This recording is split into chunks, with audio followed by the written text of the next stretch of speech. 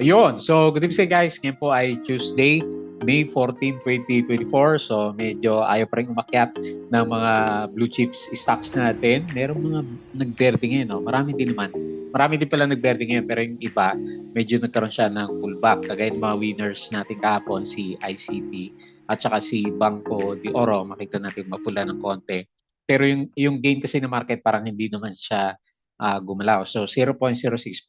Kaya lang, ayan, net foreign sale ulit tayo ng 158.14 million.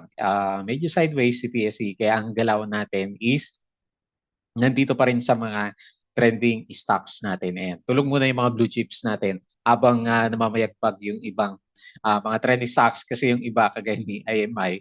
Lakas ng sipa na ito. So another green day para kay IMI natin.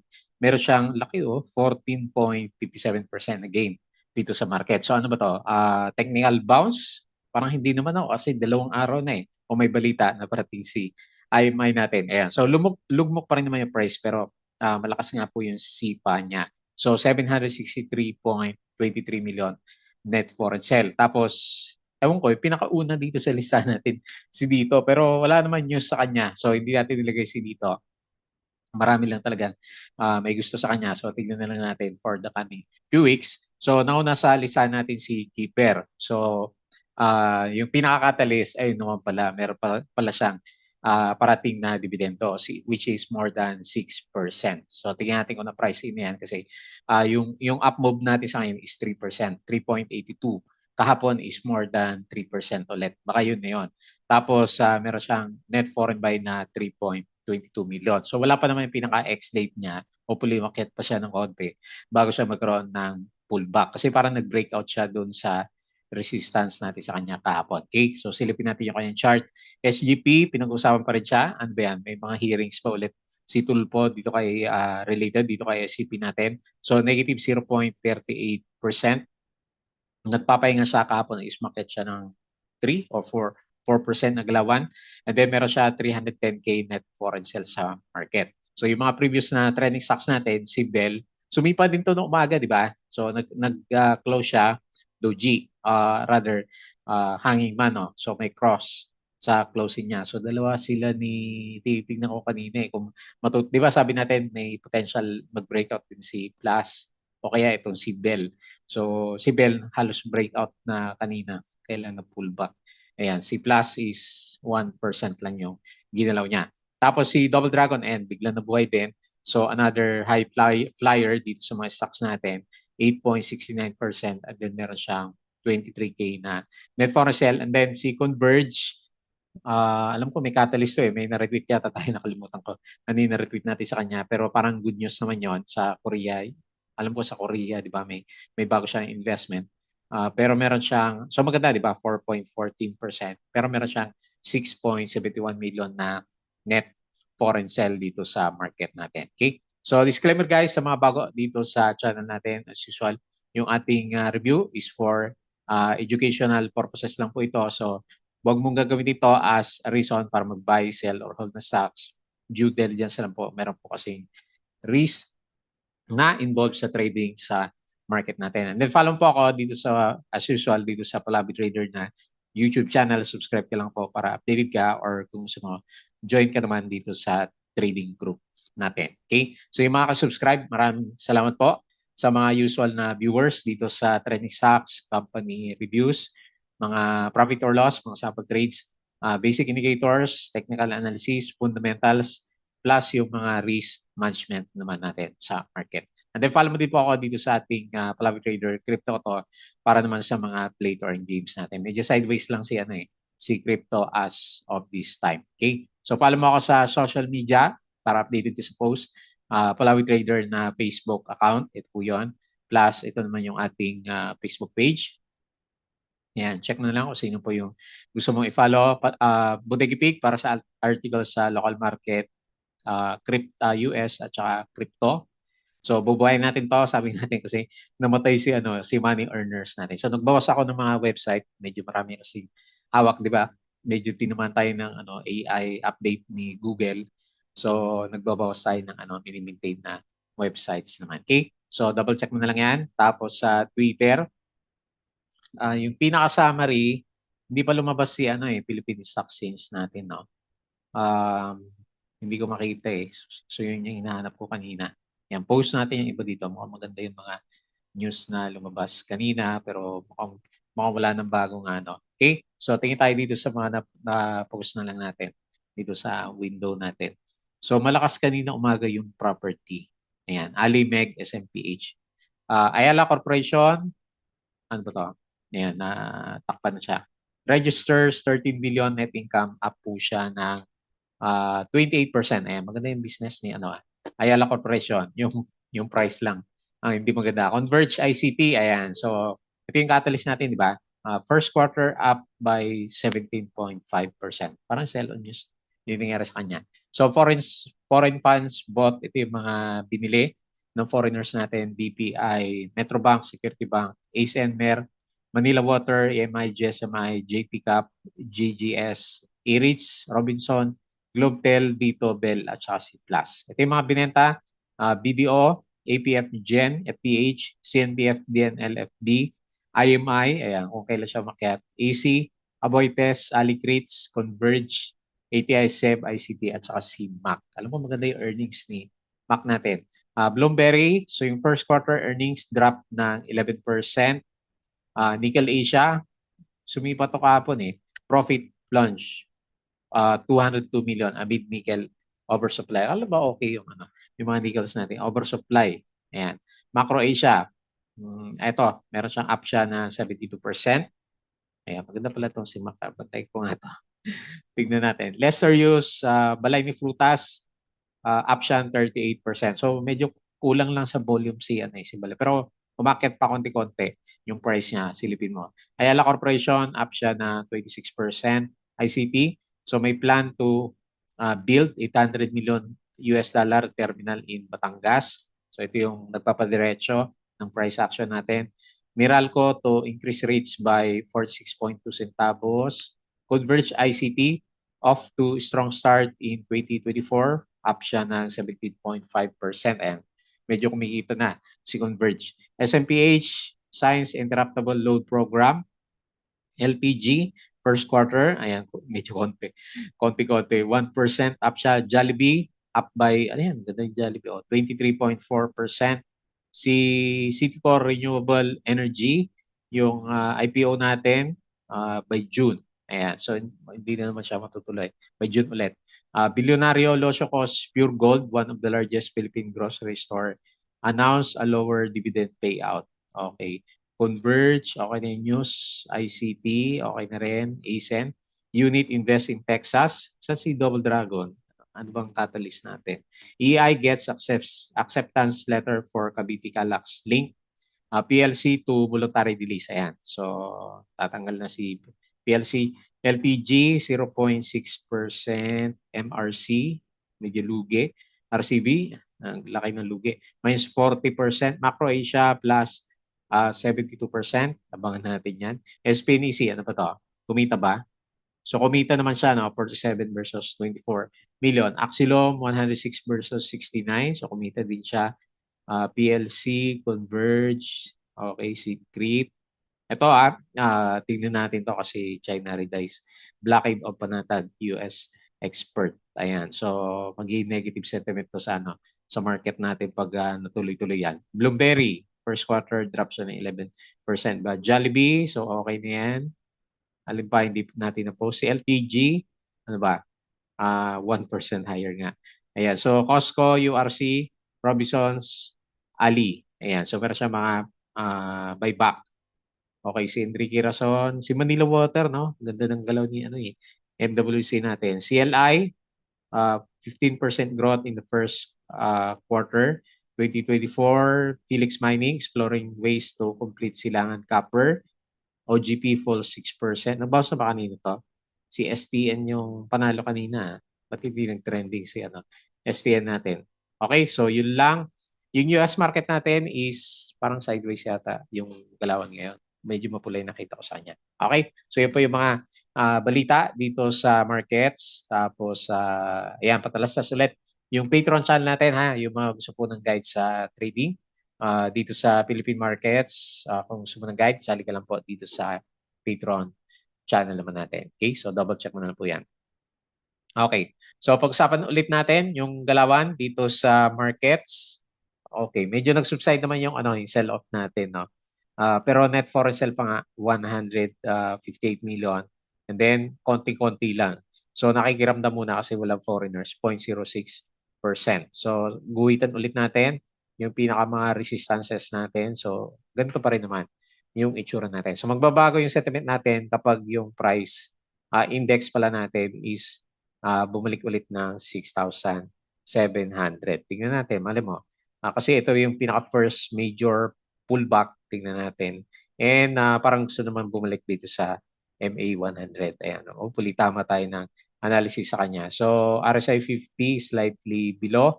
Yung ating MACD is okay pa naman. Okay pa naman yung MACD ni Philippine Stock Exchange natin. Okay? So yung mga bumagsak sa blue chips, ICT 2%, URC 1%, si Bloom 3%, CNPF minus 3.4%, sino pa? MREITs, AGI minus 0.21. Yung mga winners sa blue chips, si Ayala Corporation 1.8, SMPH 1.49, nakabawi na ba to? Ayaw pa, no? Ali 0.9, nalilit din. Wala din masyadong umakyat, no?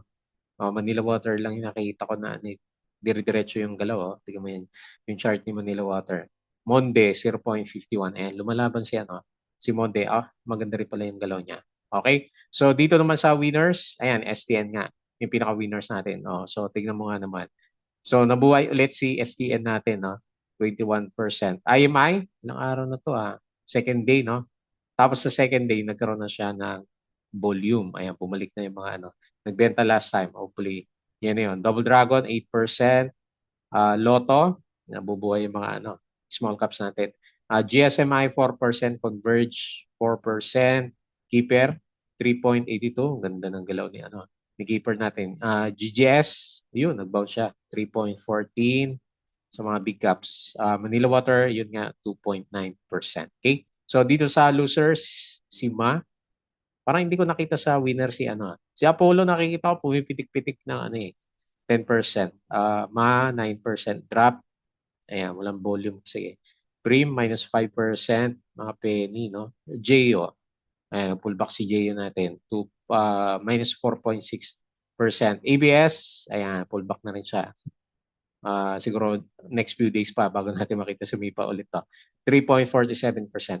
Si Bloom, PHA, ayan. So si PHA hindi matuloy-tuloy yung breakout. Si CPG 1.69, si Inex 1.65. Hindi ko nakita si si Axilum natin. Okay? So yun po yung mga major movers dito sa PSE market naman natin. Silip tayo ng konti dito sa global markets. So parang magbiberde siya, no? Lumalaban yung US market natin. Refresh natin para makita natin yung actual na galawan niya. So Nasdaq futures 0.03, malakas si the futures 0.14, and then S&P is 0.04 naman siya. So medyo sideways yung galawan kagabi, and dito sa European markets pullback pa rin siya. Kasi ilang araw naman na sumipa yung European markets. So dito sa bandang Asia, medyo mix tayo, mix. So sideways na, marami din yung namula. Pero hindi naman gano'ng kalaki yung mga drop. So yung mga winners ganun din. Hindi rin naman gano'ng kalaki. Ayan. So sideways lang dito sa Asian markets natin. So dito naman sa crypto, nangyari dito, 61K si Bitcoin, hindi gumagalaw. 2.9K si Ethereum, and then 585. Ito bumagsak. 585 si BNB natin. So sino ba itong mga to? Dodge, nag-akyat 3%. The rest, laglagahan. Ayan, so medyo mahina din pala yung yung cryptos natin. Okay. So tingin tayo dito sa mabilis na review ulit dito sa mga trending stocks natin. Unahin natin si Keeper. Ano ba itong news na to? Baka makalimutan ko na naman. Ayan, so ano ba yung news natin kay Keeper? Ayun. Yung dividends nga po. So yun na po. Kaya pala umarangkada to. May dividend siya. Tapos maganda rin generous din siya kasi umabot siya ng 6.37%. So nag-breakout yung candle natin dito. Yan, nag-breakout siya. And on the way siya. So, tingnan natin bukas kung abot siya ng 1.7 kasi baka na-price in naman na yung dividends. Ang mangyayari naman sa kanya, stagnant siya dito. And then, magkakaroon siya ng 6% na pullback later on. Pero yung ginalaw niya, simula dito sa breakout is umabot na rin ng 10%. Ganda. Pwedeng-pwede na rin, di ba? Sige pa rin natin. So, nilagay ko lang sa 1.7 kasi, di ba, kaka-announce niya 3%. So, kung merong additional 3% ulit, halos magre-resist na siya dito sa 1.7. Kaya, yan yung prediction natin sa kanya.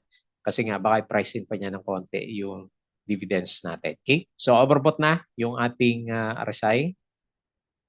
Buti pa itong mga individual na stocks natin, no? Yung mga big caps natin, tulog. Ayan, so medyo maganda yung RSI, nag-overbought.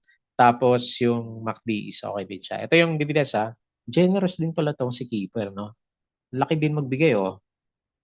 10% pala last time, oh. Yung binigay niya, no? December, no?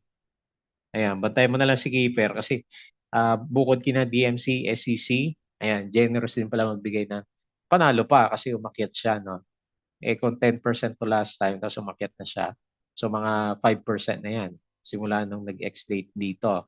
O, bawing-bawi na yung mga merong dividendo kay Caper natin. Okay? So, congrats doon sa mga nakatunog sa kanya. Ewan ko kasi ilang araw bago in-announce biglang sumipa yung price. 3.82% and then meron siyang 3.22 million na net foreign buy. Next, SGP. So ano ba mga usapan dito kay SGP? Ano ba ito? Converge. So yung mga nababasa ko lang naman is tulpo-tulpo yung Nababasa ko dito. Oops, mali tayo. So sundan na lang natin yung trend channel niya. Buhay pa rin naman siya. So yan yung pinaka-channel. And siguro ito yung pinaka-trend niya. Ayan. So kung susundan ko tong kung i-disregard natin tong drop na to. So yan yung pinaka-channel niya. Lumalaban pa rin naman siya kahit papaano. So yung pinaka-next na resistance based sa review natin is currently nandiyan na pala, no? So dito tayo sa 11.97 titingin kapag natuloy yung breakout natin dito sa 10.7. So negative 0.38%, 310K net foreign sell. And lumalaban yung kahit papaano, yung RSI natin. Yung MACD, medyo nagbe-bearish siya o nagpo-pause yung price action naman. Okay? So interesting to see kung mag-breakout tayo dito sa 10.7 is ang potential na next na move is another 10%. Kaya siguro madalas pag-usapan na ngayon. Tsaka naman medyo healthy naman kasi yung galaw ni SCP natin. Okay? Next. Speaking of healthy, healthy ba si IMI natin? Tingnan natin yung earnings niya. Naglabasan ng isang araw, di ba? Minus, laki minus 600% net income nung annual last year. Tapos ngayon first quarter is laki ulit, negative 324.38. So, ang pinaka nabasa natin ng news last time kay IMI, di ba yung meron siyang European company na binenta kasi parang nalugi siya, na niloko yata siya doon. Alam ko yun yung dahilan kaya medyo malakas yung niya, yung drop last time. So meron pala siyang i-delist yata yun na companies. So anyway, tapos naman na yon.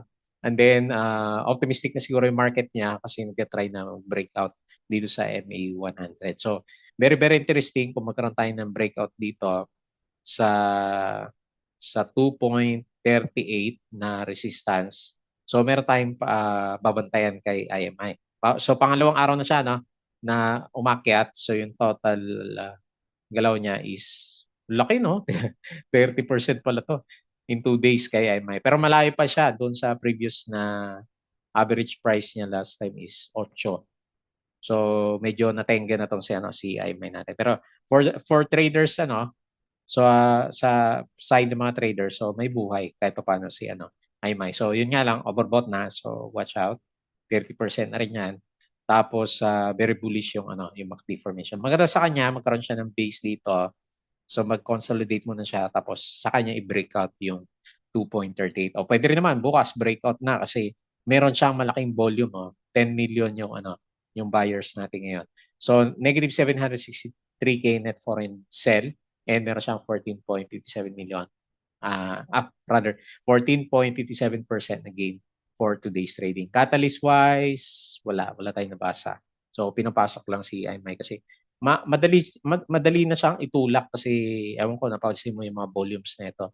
Last time is 100K, mga less than 100K lang siya. Ayan. Pero ngayon binomba meron siyang 10 million na volume. Tingnan natin. Last time, binomba niya rin dito, pero lumabas din siya.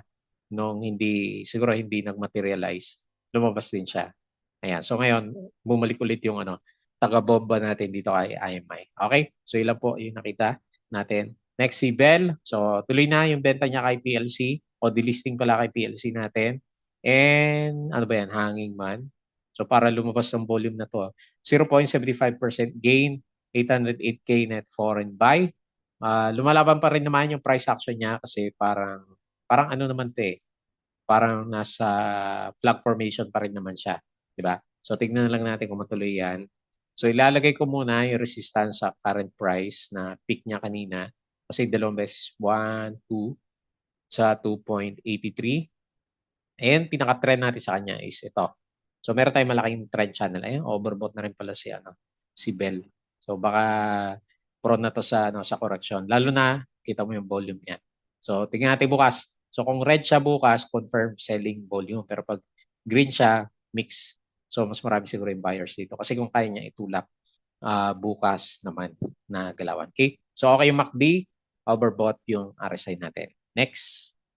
Double Dragon, ano ba news natin dito? Kung tinitingnan ko yung overall trend niya, uptrend naman siya eh. Kaya lang, medyo mabagal nga lang si Double Dragon. Kaya lang, tapos, yun nga, ulit-ulit tayo. Ang ginagawa niya is pinipitik-pitik niya yung price niya.